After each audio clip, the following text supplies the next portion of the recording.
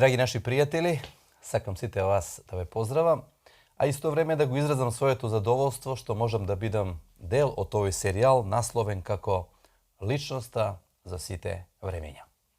Досега имавме прилика да проследиме неколку предавања, односно презентации од овој серијал. Денеска продолжуваме понатаму. Насловот на денешното предавање или презентација гласи Исус, учител за сите времења. Кога ја отвараме ова авторитетна реч Божја, Библијата, Светото писмо, многу јасно гледаме дека помеѓу останатото Исус во Библијата ни е представен и како учител. И тоа голем учител. Учител кој што дошол од Бога. Постојат повеќе текстови во Светото писмо кои што тоа ни го кажуваат, но еве во ова прилика ја би сакал да прочитам еден таков текст, што го има кажано не било кој, него еден од членовите на Синедрионот еврејски, се викал Никодим. Тој во една прилика ги кажал зборовите: знаеме дека ти си учител од Бога дојден. И навистина, кога ги читаме Евангелијата, гледаме како Исус на еден многу авторитетен начин ја изнесувал библиската вистина како учител. Тоа го слушале многу луѓе. И оние што сакале да го слушаат, и оние кои што можеби имале друга намера кога дошле да го слушаат. Во една прилика баш тие, таквите, Христовите непријатели, кажале на многу силна изјава за Исуса Христа. А тие кажале: никогаш човек не зборувал како овој човек. Значи, овие луѓе осетиле во Христовиот говор, во Христовото изнесување на посебна сила, на посебна привлечна сила, и затоа ги кажале овие зборови. Да, навистина Исус зборувал со авторитет. Исус знаел што зборувал. Исус зборувал со длабока љубов кон луѓето. И никогаш не се двоумел да ја каже вистината. Секогаш и живеел онака како што зборувал. И затоа неговото учителство имало силен авторитет. Кога ги читаме новозаветните извештаи, приметуваме една интересна работа. А тоа е дека Исус во начинот на изнесувањето на својата порака често пати се служел со параболи.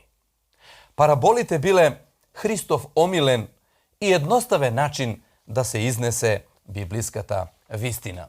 И видите, во Светото писмо во Новиот Завет наоѓаме извештај за преку 30 параболи со кои Исус се служил да ја пренесе библиската поука. И навистина луѓето биле многу привлечени, охрабрени и поттикнати да размислат о еден таков начин на изнесување на библиската вистина. Ние денеска, драги мои пријатели, сакам со вас да заедно проучиме една парабола. Посебна парабола по многу нешта. А тоа е параболата за изгубениот син, која што се наоѓа запишана во Евангелието според Лука во 15-та глава. Дозволете ми на самиот почеток да кажам неколку важни работи за ова парабола. Гледано историски, оваа парабола беше голема инспирација за многу писатели, ликовни уметници, кои што на основу на оваа парабола ги оствариле своите најдобри творечки остварувања. Еве, например, слайдот што го гледате, ова е познатата Рембрандтова слика која што зборува за изгубениот син. Тоа е неговата позната слика која што како инспирација всушност за оваа слика му послужила параболата за изгубениот син. Како што рековме, ова парабола се наоѓа запишана само во едно од 4 Евангелија, а тоа е Евангелието според Лука во 15-та глава. И дозволете ми на самиот почеток, драги мои пријатели, да спомнам кои биле главните мисли или кои биле главните пораки што Исус сакал да ги истакне преку оваа парабола. Неколку се пораки што Исус сакал да ги изнесе, а од самиот текст тоа се гледа. Прва работа, Исус сакал да ја истакне длабоката безусловна љубов што Бог ќе има кон човечкиот род. Да, ние ќе видиме, ни целата парабола, од почетокот до крајот, провеува таа длабока Божја љубов изразена преку сликите на таткото, преку сликата на таткото во самата парабола. Понатаму, втора порака што Исус сакал да изнесе е важноста на покаянието што човекот треба да го направи како начин да се врати или да одговори на таа безусловна љубов што Господ му ја покажа. Трета работа во оваа парабола што Исус сакал да ја истакне тоа да се види во каква незавитна состојба човекот може да дојде кога ќе го отвори своето срце за гревот. Да, човекот тогаш длабоко пропаѓа и само таа безусловна Божја љубов и само тоа покаяние кое што иницирано од Господа може да го врати во неговата вистинска состојба. Следна четврта порака што Христос сакал да истакне преку параболата за изгубениот син е дека ова парабола зборува за два господара. Првиот господар, кој е слика на таткото, неизмерно сака, чека, опростува, прифаќа и дава шанси. Ете, тоа е профилот на Бога, представен преку сликата на таткото во параболата. Но од друга страна, во самата парабола гледаме и друга личност, гледаме и друг господар, крут, нелюбезен, кој што премногу бара, а воопшто не дава, кој што воспоставува одредени тешки правила за остварување и кој што нема таков пристап како што има таткото во самата парабола. И пета, последна порака која што Исус сака да ја истакне во оваа парабола е тоа дека оваа парабола, драги мои пријатели, зборува за две суштински нешта, а тоа е животот и смртта. Во еден момент од параболата што ние ќе видиме сега за кратко кога ќе почнеме да анализираме, изгубениот син во една прилика кажува: во домот на мојот татко слугите имаат леп и се што им е потребно, а тоа е символ за живот. А понатаму продолжува и кажува: а јас тука умирам од глад. Да, драги мои пријатели, ќе видите, низ текот на проучувањето на оваа парабола, додека ја анализираме и толкуваме, ќе видиме како животот и смртта се испреплетуваат. Двете работи со кои ние се соочуваме во нашиот живот. Овие 5 нешта ги спомнав од самиот почеток со цел да бидеме запознаети со тоа што се главните пораки на оваа парабола, да бидеме мотивирани да ја читаме, да ја слушаме, да размислуваме за неа, а најважно е да дадеме и свој одговор за оваа парабола. Бидејќи, драги мои пријатели, оваа парабола чека твој и мој одговор. Како ќе се поставиме на неизмерната таткова љубов што ја покажува за нас. Да, како што рековме, параболата е запишана во Лука 15 глава и ние одиме веднаш со самата анализа на оваа парабола. Почнува од 15 глава 11 стих. Во оваа прилика јас сакам да ги прочитам трите стиха, 11, 12 и 13, ги имате на самиот слайд. Ке читаме текстови и ке почнеме да ги анализираме. Ете како почнува параболата. И ете, еден човек имаше два сина. Помладиот од нив му рече на татка си: татко, дај ми го делот што ми припаѓа од имотот. И таткото им го подели името. По неколку дена, помладиот син собра се свое и отиде во далечна земја и таму го потроши својот дел, живеејќи блудно. Драги мои пријатели, еве, тука во овие 3 стиха ни се поставува сцената од оваа парабола. И во самата парабола приметуваме дека станува збор за еден татко кој што имал два сина, помлад и постар син. И на стартот на самата парабола рефлекторите и камерите се свртени кон помладиот син, кој што во еден ден дошло пред татковата врата и тропнал. Тропнал, сакал да влезе кај својот татко за да му пренесе одреден предлог. А неговиот предлог беше: дај ми го делот од имањето, од имовината што припаѓа на мене. И ова да го спомнам на самиот почеток. Може би ова изгледа нормално. Знаете, татковците обично пишуваат тестамент и го делат имотот на своите синови. Да не заборавиме една работа додека ја проучуваме ова парабола. Исус тук им се обраќа на евреите. Параболата е проникната со еврејската култура. И многу работи од параболата не би можеле да ги разбереме во вистинска смисла ако не ја познаваме еврејската култура. А еврејската култура ни кажува дека имотот во едно семејство не се делел додека таткото е жив. Обично имотот се делел кога таткото умирал. Таткото обично пишало пред својата смрт, значи кој колку би требало да добие. Значи обичаите налагале да имовината се дели после смртта на таткото. Меѓутоа овој чин на младиот син многу ни кажува со својот став да доаѓа кај таткото и да го бара својот дел од имовината. Сака ова парабола Исус преку неја да ни кажува дека таткото за младиот син веќе беше мртов. Не го сметал за жив. Не го сметал веќе за свој авторитет. И не сакал веќе едноставно да има никаков дел со него. И тука на стартот од самата парабола, драги мои пријатели, ние се соочуваме со првиот шок во самата парабола. Шокот во параболата е тоа дека синот сака да ги превземе работите во своји раце. Не сака веќе да има господар над себе.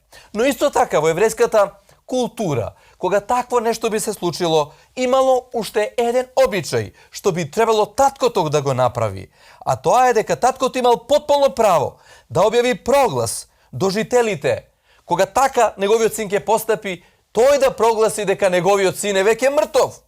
Постоела одредена церемонија каде што синот се прогласувал мртов, затоа што покажувал знаци на непослушност. А непослушниот син би требало да биде каменуван и ликвидиран. Но, интересно е тоа што таткото не ги користи тој обичаите во тоа време. Тој не постапува така, на тој начин, да го уништи својот син. Туку постапува според неговиот предлог. Го дели, ја дели имовината и му го дава имотот на синот што му припаѓа. На самиот старт на самата парабола гледате многу интересни работи се случуваат и ќе видите како се приближува параболата понатаму, ќе видите уште помногу интересни работи кои што ќе ни пренесат одредени духовни пораки. Еве една таква порака во приложение кога го читаме предлогот на овој помлад син која кажува: "Дај ми го делот од имовината што ми припаѓа на мене." Дај ми го делот од имовината. Тука во тој дел, кога го читаме новозаветниот оригинален текст, стои новозаветниот збор биос. Биос. А биос, драги мои пријатели, во превод значи живот. Со други зборови, помладиот син имал предлог кон таткото, сакајќи да му каже: "Татко, дај ми го мојот живот. Јас не сакам веќе да живеам под твојот кров. Не сакам веќе ти да имаш никаков авторитет зад мене. Јас сакам да бидам свој човек. Јас сакам да го живеам својот живот." Дозволете ми, драги мои пријатели, да пренесаме на порака за сите нас од досегашното излагање од оваа парабола. Видите, во овој израз биос, ние гледаме на современа примена на ова парабола. Во смисла како став денеска луѓето имаат према Бога. Денеска, нажалост, луѓето му го свртуваат својот грб на Бога, како што помладиот син во параболата сака да го сврти својот грб кон својот татко и да замине од него. Да, драги мои пријатели, денеска има голема непочит према Создателот, оној што ни го дава животот, према Бога.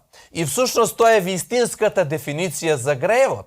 Во Светото писмо ние наоѓаме повеќе дефиниции за грев. Меѓутоа, суштинската дефиниција за гревот во Библијата е кога човекот го отфрлува Бога, кога човекот го врти својот грб на Бога и живее надвор од Бога, далек од Бога, мислејќи дека сам ќе живее многу подобро. Со други зборови, доаѓа до пореметување на односот помеѓу Создателот и созданието. Гревот во суштина е пореметен однос помеѓу Создателот Бог и созданието, ние луѓето. А во оваа парабола гледаме еден таков пореметен однос. Синот сака да го поремети својот однос со својот татко.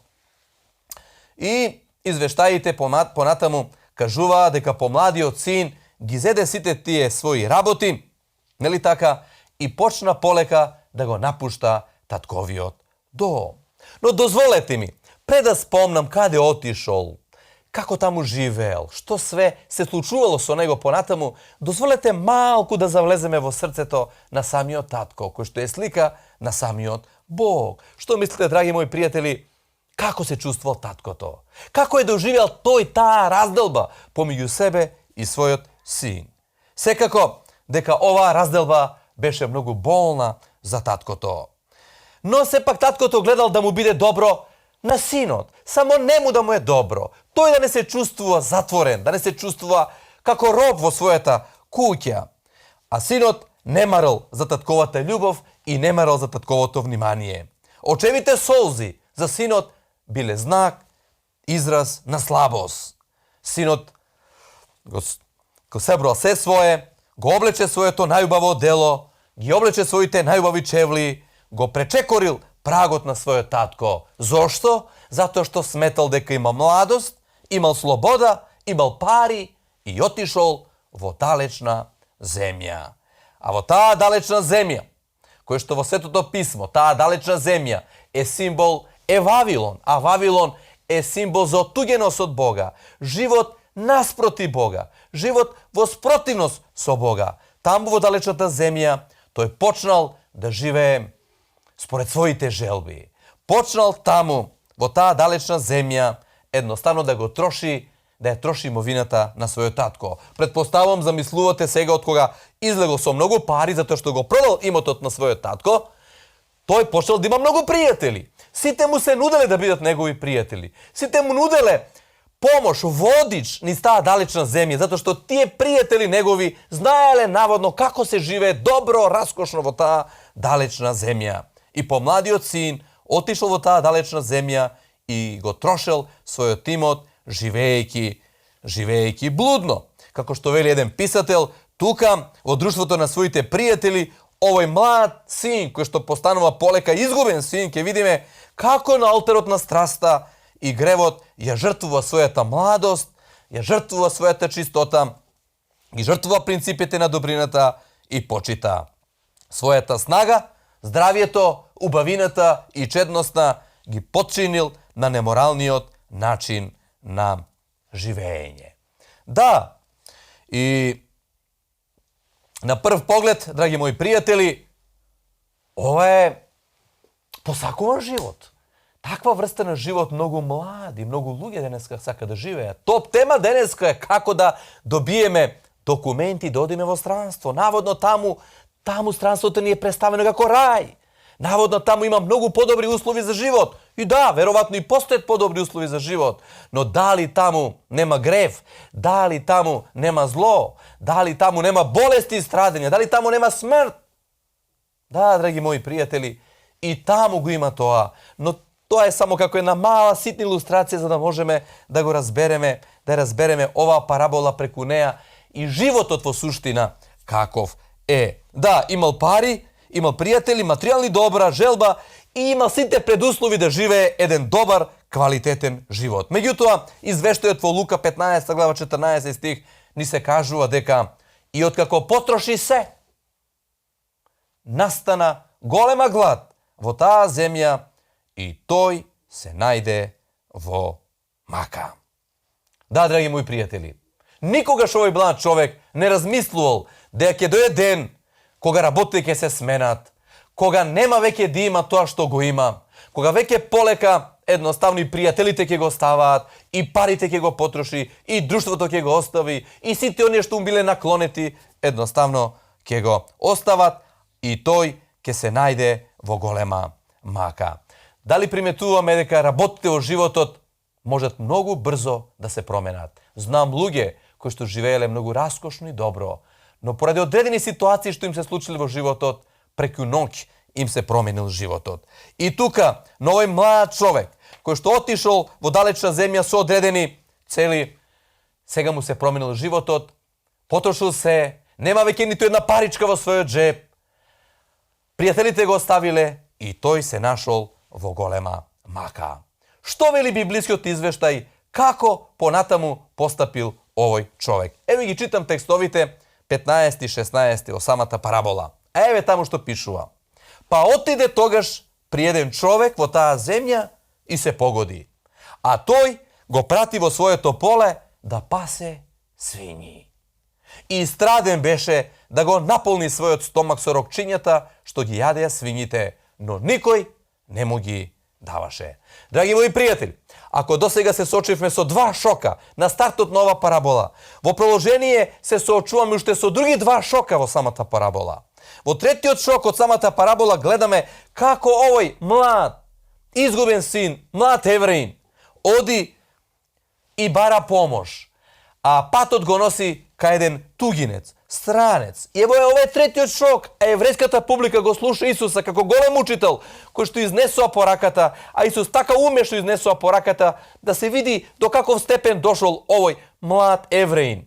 Евреите обично не се дружеле со другите луѓе, затоа што ги сметале другите луѓе како нечисти, погани, и тие биле далеко од нив. Меѓутоа маката сега го натерало овој млад господин кој што бил сега е изгубен син, како да бара помош од еден нечист, од еден кој што не е евреин. Но многу интересно, од тој трет шок, колку и да е шок, четвртиот е уште поголем, затоа што овој нов господар, втор, за кого за кратко време ќе го пишеме сега, ќе видиме како предлог му дава да оди во своето поле и да чува не било што, не да чува овци или некои други животни, него да чува свињи.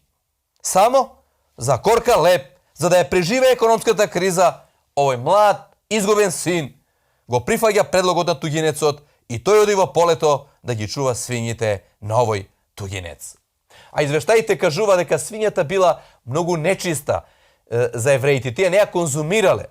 И не само што таа по анатомскиот свој состав беше нечиста, него и морално како таква. И со овој опис параболата ни дава увид во тоа до каков степен морално пропаднал овој младич. И сега, тука, еве со овој слайд, можеме најдобро да видиме каков живот живеел овој младич, изгубен син во куќата на вториот господар. И сега тука, драги мои, Светото писмо не запознава со овој втор лик, вториот господар. Како ни е представен овој втор господар во ова парабола?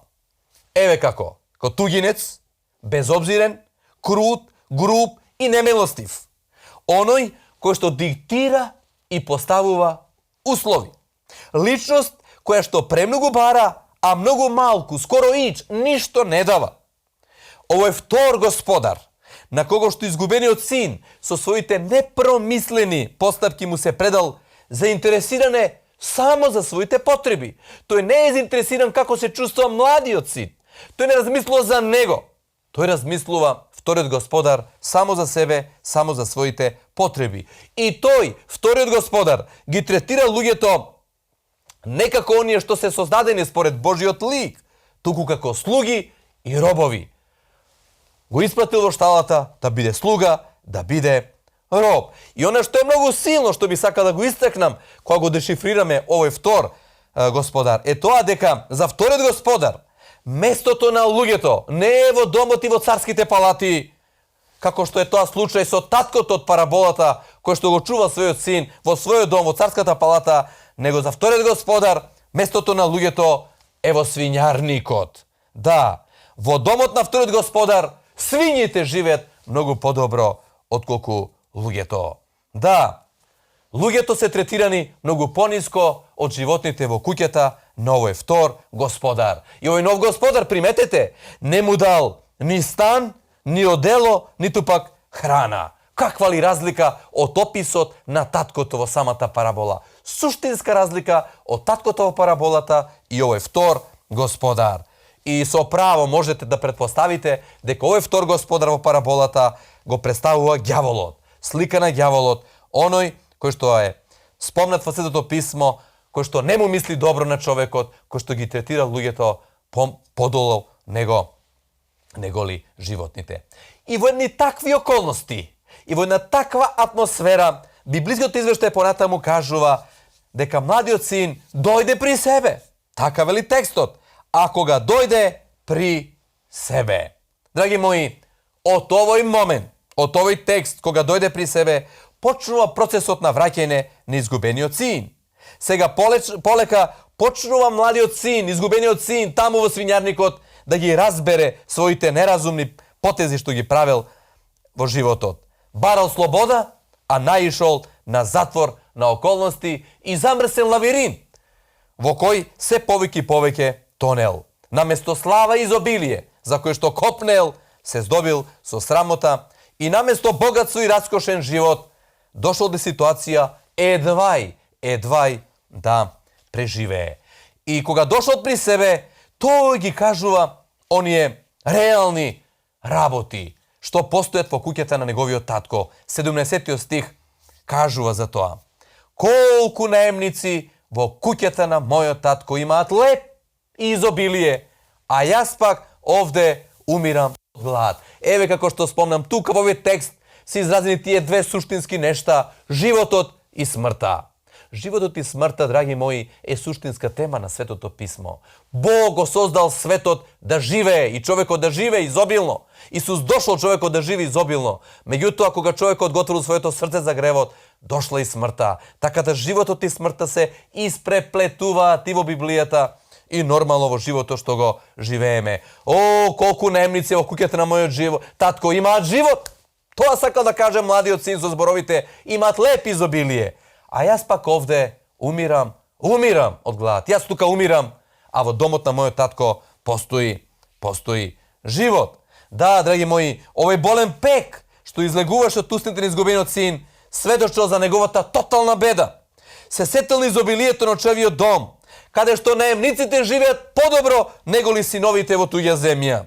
Неговото срце кој што некогаш беше исполнето со гордост, сега беше обземено со голема тага. Во таа сурова и негостојлюбива туѓа земја, туѓина, долго плачел и длабоко се каел. Не беше никој покрај него да му избриши солзите, кои што течеле низ неговото испиено лице. Немаше никој да го охрабри, никој да го подигне, никој да го смири неговото срце, кој што го мачела грижа на совеста. Но постоеше само еден и единствен излез, да се врати назад кај својот татко, во својот дом. И таму, во таа туѓа земја, изгубениот син ја донесува својата најзначајна одлука во животот. А таа е опишана од 18 до 20 стих, кој што кажува: ке станам и ке отидам при својот татко и ке му кажам: Оче, погрешив и на небото и на тебе, и веќе не сум достоен да се наречам син твој, прими ме како еден од слугите твои. И стана и отиде кај својот татко. Да, драги мои пријатели, ова е најдобрата одлука што можел едноставно помладиот син да ја донесе. Да излезе од својата безизлезна состојба, да му се препушти на гласот, на небесниот глас кој што му зборувал во неговите мисли, и да направи налево круг, ако можам така да кажам, да се сврти од таа далечна земја и така, во една таква состојба, во такви алишта, во таква една состојба физичка, да донесе одлука да се врати кај својот татко. И еве уште неколку текста при самиот крај, кои што се многу важни, кои што извират со многу важни пораки, а тоа е следниот текст, 21, кој што го наоѓаме тука во параболата, многу силен, многу важен, многу јак, кој што ни кажува каков е таткото, слика на Бога, како е твојот и мојот Бог кој што не создал нашиот создател. И таму пишува: а кога уште беше подалеку, неговиот татко едноставно го погледал. Драги мои пријатели, дозволете ми и ова да кажам. Во куќата на таткото постоеле слуги, слугинки, други луѓе, таткото и другите. Но никој од тие не го здогледал синот кога се вратил. Кој го погледал? Таткото. Зошто? Никој не го очекувал да се врати назад. Меѓутоа, таткото очекувал тој да се врати и затоа тој го погледна. Иако беше тотално променен, со долга коса, со долга брада, со навистина нечисти алишта, со еден смрдлив здив, ако можам така да кажам, со се она лошо што таа далечна земја му донела како последица, таткото го погледна и го препозна својот син. И од овој момент, И од овој момент понатаму во параболата камерите и рефлекторите се свртени према таткото. Всушност, централна личност во самата парабола не е синот, туку таткото. Таткото. Ликот на таткото се споменува дури 13 пати во ова парабола. И со ликот, ако со ликот на помладиот син е насликан животот на еден човек кој што свесно бега од Бога и кој што сака да живее живот подалек од Бога, со сликата на таткото опишан е ликот на Бога. Оној кој што има неверојатно трпение, оној кој што ги чека своите залутани деца да се вратат дома. Со во ова парабола всушност Исус го насликал портретот на Бога. Милостив татко небесен, кој што не сака со агапе, несебична љубов. Љубов која што е својствена само за татковците. И затоа клучно прашање кој што се поставува во оваа парабола е: каква слика, драги мои пријателю, имаш за Бога?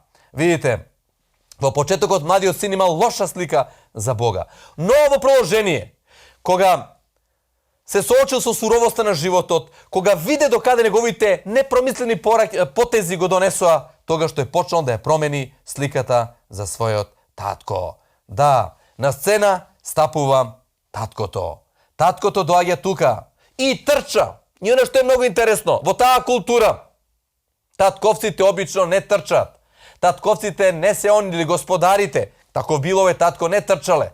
Трчале само две категории на луѓе, децата и слугите. Но оваа ситуација таткото не мари за обичаите, не мари за културата. Тој е радосен и среќен затоа што после толку време се враќа неговиот изгубен син. И додека беше подалеку, го здогледал. Да. И затоа ова, драги мои пријатели, е најубавата парабола каде што се опишува длабоката Божја љубов што има према нас луѓето. Таткото не знаел дали ќе се врати синот, а уште помалку знаел кога ќе се врати. Но кога се врати, тој бил спремен да го прифати. Да, нашиот татко е во потрага за своите деца. Од првиот грев кој што бил направен од страна на Адам, таткото го поставил тоа прашање: Адаме, каде си? Со тие зборови Бог сака да кажува дека ве потрага по сите залутани деца по овој свет, а Бог има многу залутани деца во овој свет и тој ги чека своите деца се вратат. И затоа нашиот татко небесен се уште не се враќа од небото, затоа што чека неговите деца да се вратат. Да, чека и верува дека ќе се вратат. Еве уште еден текст во Светото писмо како е опишано ставот на таткото спрема синот. Во продолжение на параболата пишува: му се сожали и потрча кон него, го прегрна и го целива. Да, му се сожали, го претрча кон него, го прегрна и го целива. Во друго место во Библијата пишува: како што таткото ги жали своите синови, така Господ ги жали оние што се бојат од него. Драги пријатели, како е вашиот однос со вашиот небесен татко? Ако можеби се наоѓате на патеката на гревот и можеби сте многу далеку, можеби сте одлутани и можеби гледате вашиот трагичен крај, вратете се. Време е да се вратите кај вашиот татко небесен. Тој ве чека. Тој не чека нешто посебно вие да направите.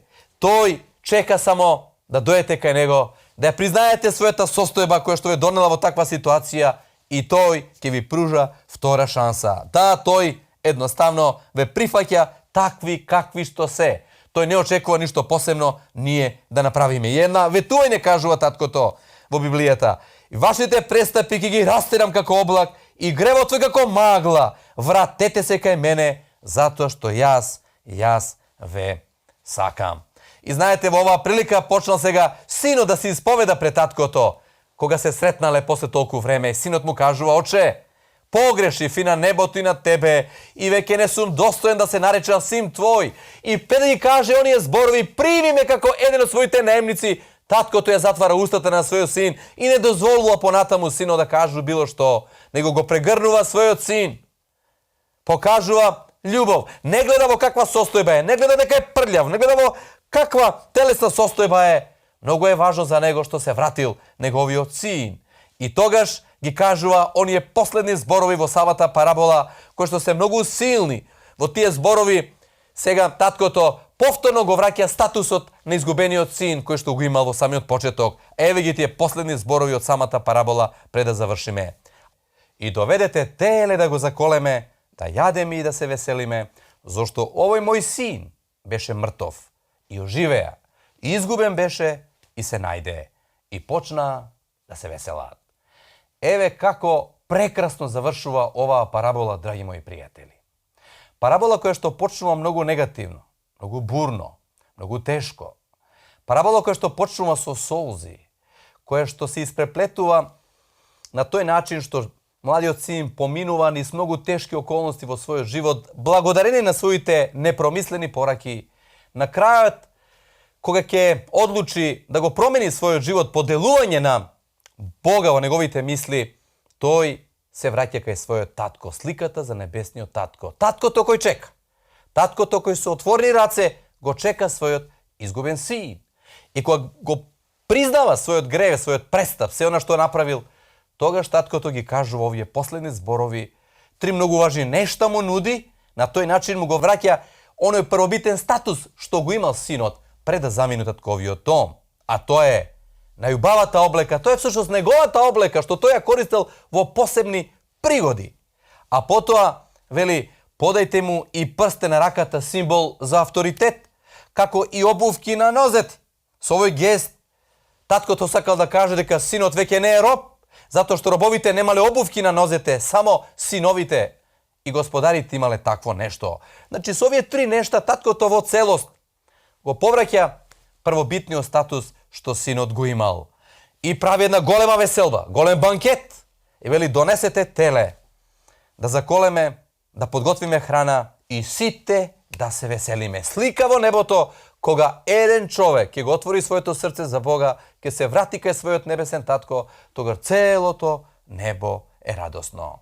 И така почна сите на крајот да се веселаат. Завршува со хепи енд, со среќен крај оваа парабола, така да навистина една многу убава слика на самиот крај од оваа парабола. Драги мои пријатели, ова беше еден оригинален, ефективен начин и како Исус изнесувал пораката за таткото кој што не чека, за таа огромна љубов што Бог ќе има према човековиот род. И навистина Исус бил мајстор.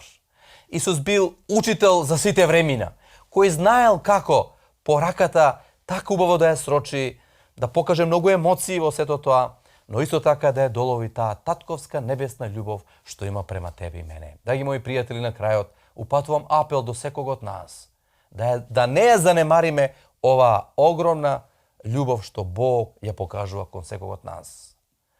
Да ги отвараме ширум своите срца и да дозволиме да не допре таа негова Божја силна небесна љубов, да не промени, да бидеме луѓе кои што ќе знаеме зошто живееме.